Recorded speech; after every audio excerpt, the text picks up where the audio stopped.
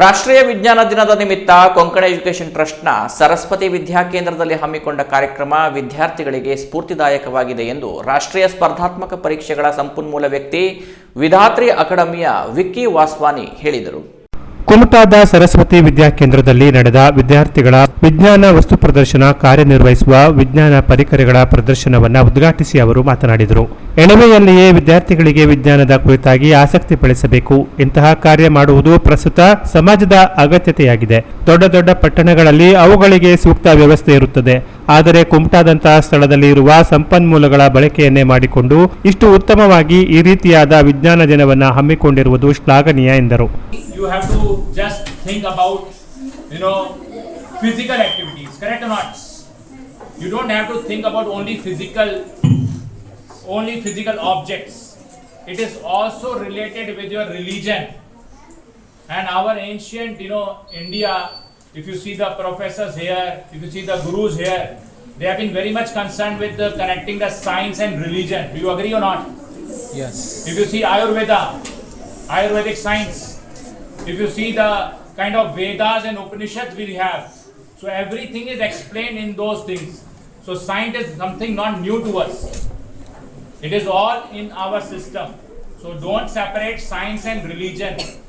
They are very much concerned with each other. Yes or no? Yes.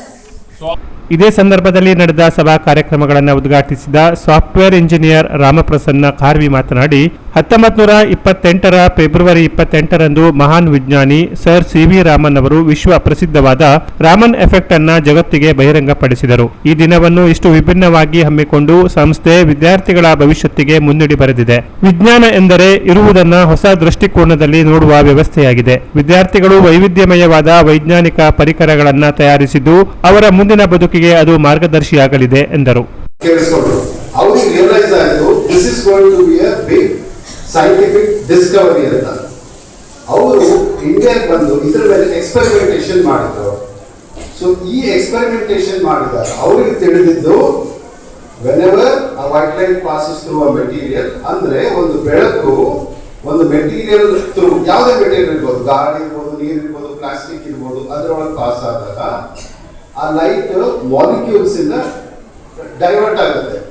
ಆ light ಯಾವ್ದು observe ಮಾಡುತ್ತೆ, ಯಾವ್ದು reflect ಮಾಡುತ್ತೆ, ಅದು ನಮ್ಮ ಕಣ್ಣಿಗೆ ಕಾಣಿಸುತ್ತೆ ಲೈಟ್. ಈಗ ಸರ್ ನೀವು ಈಗ ಎಕ್ಸ್ಪೆರಿಮೆಂಟ್ ಮಾಡಿದ್ರೆ ನೋಡಿದ್ರಲ್ವ ನೀವು, ಬೇಕಾಗಿದ್ದ ಕಲರ್ ಒಳಗೆ ಹೋಗ್ತದೆ, ಪಾಸ್ ಆಗ್ತದೆ, ಯಾವ್ದು ಅಬ್ಸರ್ವ್ ಮಾಡೋಕ್ಕಾಗೋದಿಲ್ಲ ಅದು ರಿಫ್ಲೆಕ್ಟ್ ಆಗ್ತದೆ. ಈ ಅಬ್ಸರ್ವೇಷನ್ ಮಾಡಿದ್ದಂಥದ್ದೇ ರಮನ್ಸ್ ಎಫೆಕ್ಟ್ ಅಂತ. ಈ ಒಂದು ಅಬ್ಸರ್ವೇಷನ್ ಮಾಡಿ ಇದು ಅವರಿಗೆ ನೊಬೆಲ್ ಪ್ರಶಸ್ತಿ ತಂದುಕೊಡ್ತು. ಈ ವಿಶೇಷ ಪ್ರಶಸ್ತಿ ಬಂದಿದ್ದಕ್ಕಾಗಿ ಇವತ್ತು ಅಂದ್ರೆ ಫೆಬ್ರವರಿ 28 ಅನ್ನು ನಾವು ನ್ಯಾಷನಲ್ ಸೈನ್ಸ್ ಡೇ ಅಂತ ಹೇಳಿ ಆಚರಣೆ ಮಾಡ್ತೀವಿ. ಗೊತ್ತಾಯ್ತಾ? ಈ ಸ್ಟೋರಿ ನೆನಪಿರುತ್ತಾ ನಿಮಗೆ? ವಿಧಾತ್ರಿ ಅಕಾಡೆಮಿಯ ಸಹಯೋಗದ ಸರಸ್ವತಿ ಪಿಯು ಕಾಲೇಜಿನ ಉಪನ್ಯಾಸಕ ಪ್ರಸನ್ನ ಹೆಗಡೆ ವಿದ್ಯಾರ್ಥಿಗಳಿಗೆ ಪ್ರಯೋಗಗಳ ಮೂಲಕ ವಿಜ್ಞಾನದ ವಿಸ್ಮಯ ತೋರಿಸಿ ಈ ಮೂಲಕ ವಿಜ್ಞಾನದಲ್ಲಿ ಆಸಕ್ತಿ ಮೂಡಿಸುವ ಕಾರ್ಯ ಮಾಡಿದರು. ವಿಧಾತ್ರಿ ಅಕಾಡೆಮಿಯ ಸಹ ಸಂಸ್ಥಾಪಕ ಗುರುರಾಜ್ ಶೆಟ್ಟಿ ವಿದ್ಯಾರ್ಥಿಗಳು ತಯಾರಿಸಿದ ವಿಜ್ಞಾನ ಮಾದರಿಗಳನ್ನು ವೀಕ್ಷಿಸಿ ಮೆಚ್ಚುಗೆ ವ್ಯಕ್ತಪಡಿಸಿದರು. ವಿಜ್ಞಾನ ಶಿಕ್ಷಕಿಯರುಗಳಾದ ಉಷಾ ಭಟ್, ಪ್ರಜ್ಞಾ ನಾಯ್ಕ್, ಶ್ರತಿ ಪಡ್ನೇಕರ್, ವೈಭವ್ ಕುಮಾರ್ ಎಚ್ ವಿದ್ಯಾರ್ಥಿಗಳ ವಿಜ್ಞಾನ ಮಾದರಿಗಳು ಹಾಗೂ ಇನ್ನಿತರ ಕಾರ್ಯಕ್ರಮದ ಸಂಪೂರ್ಣ ಜವಾಬ್ದಾರಿಯನ್ನು ಅಚ್ಚುಕಟ್ಟಾಗಿ ನಿರ್ವಹಿಸಿದರು.